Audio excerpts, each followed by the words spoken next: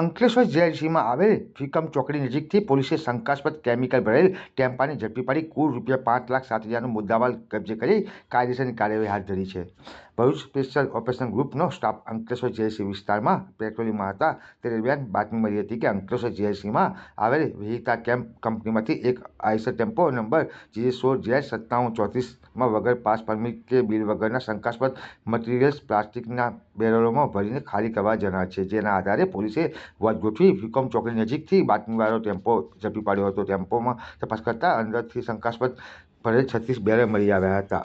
આ અંગે ટેમ્પો ચાલક જીતેન્દ્ર કુમાર કુશવાહ પાસે આધાર પુરાવા ન મળી આવતા પોલીસે શંકાસ્પદ કેમિકલ ટેમ્પો મળી કુલ ₹5,07,000 મુદ્દામાલ કબજે કરી કાયદેસરની કાર્યવાહી હાથ ધરી હતી. બનાવની વધુ તપાસ જીઆઈડીસી પોલીસ ચલાવી રહી છે.